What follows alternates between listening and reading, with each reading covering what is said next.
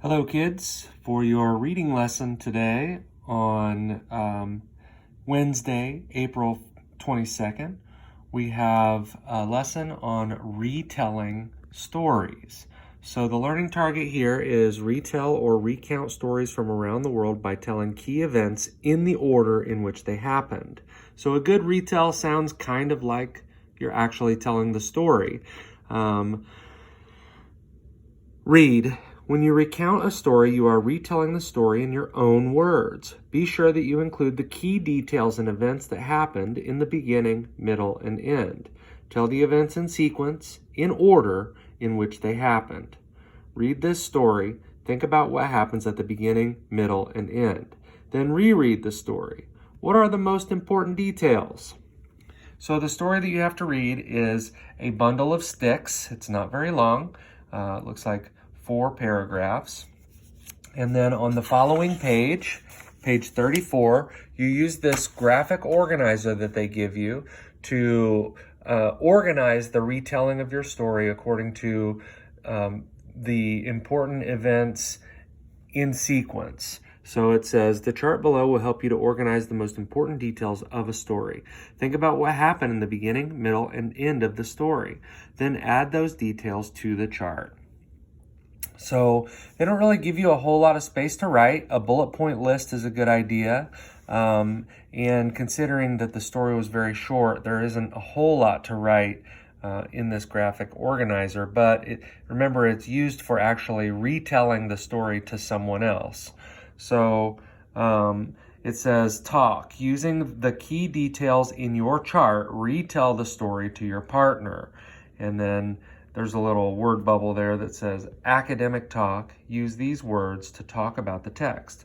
Recount, sequence, character, setting, events. They give you some of this language in the previous lesson. If you're looking back at words for time and space, they give you some words here. First, second, next, often, at noon, and in the morning. There are many more time words that you could use in your retelling. And also place. They give you words like down, around, under, close to, and on the right. So those would be important ways to describe the events in the story. I went ahead to model for you how to do this. I used the story I've already read to you in a previous lesson, Anansi Finds a Fool. And this is a much longer story, and there were many, many more events. So it was kind of hard for me to pack all the things into that little graphic organizer, but I still did it. And so I rewrote the story in my own words from beginning to the middle to the end. So if I were retelling this story to you, I might say, lazy Anansi in the beginning planned to trick a fool into doing all of the work in a fishing business. He told his wife Aso, and then Aso told Lalua, who was her friend, and she went and told her husband Bansu about Anansi's plan. And then Bansu decided he was going to beat Anansi at his own game and trick him instead. So Bansu went to Anansi to offer his partnership in his fishing business. And then we move on to the middle where all of the tricks were happening. Bansu then, once they got started, he tricked Anansi into climbing up the raffia tree and cutting the palm leaves to make the fish trap, saying that if he did the work, then if Anansi did the work, then Bansu would suffer for him. Then he tricked him into doing the work of actually making the trap. And then right after that, Bansu tricked Anansi into setting the trap once they got to the water, which was a dangerous place because there were crocodiles and crayfish and snakes and other kinds of things that might hurt him. And Bansu told him that if he got bitten by a crocodile, then Anansi could die for him. And Anansi was like, well, that's crazy. I'll go, and if a crocodile bites me, you can die for me, Bonsu. And that's how Bonsu tricked Anansi into setting the trap into the water. Nothing happened when they set the trap in the water other than a crayfish clamped down on Anansi's fingers, and Bonsu recognized it as an opportunity for dinner, and he said, "Oh, this will be a great dinner for you and Aso, and you can take this, and I'll just take the fish that are there in the morning."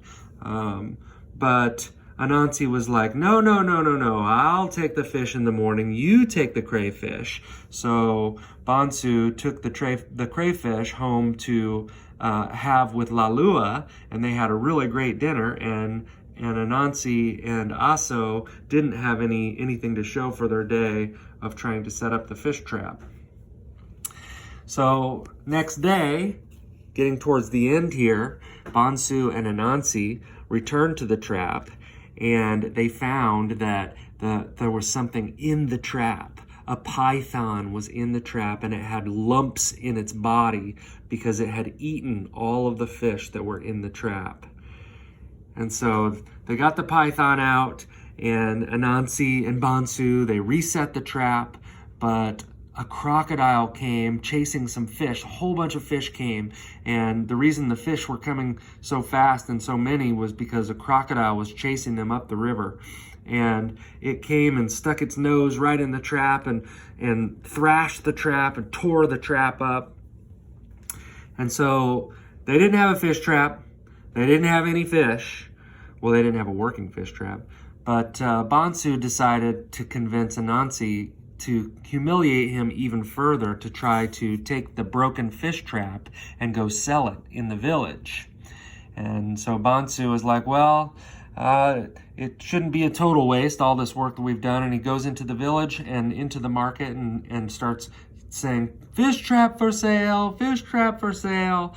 And unfortunately, the people were looking at him like he was crazy, because nobody would buy a broken down fish trap that wouldn't even work. And so they went to get the village elder to tell him what was going on. And the village elder came and really embarrassed Anansi by saying, "Do you think the people in this town are so stupid that we would buy a broken down, used up old trap that won't even work?" And he made Anansi go through the town, and the people were chanting mean things at him, and it humiliated Anansi, and that's what caused him to learn his lesson, that if he doesn't work hard on his own and he tries to make a fool out of someone else, he is going to end up being the one who is the fool. So that was way more intense of a retelling than you would be expected to do. For one, because there just aren't that many characters and events in the story that you have to read. But it's a good example of how to retell a story that you've read, giving lots of details about time, and so telling the story in the order that it happened, and using the character names of the people or animals or whatever the characters are in the story, and just trying to retell it as if you're telling it yourself. And that's today's lesson, kids. I hope you have fun today and enjoy your learning, but also get some good family time. And it's supposed to be a very nice day today. Make sure you get out and play, do some stretching and running, and have a great day.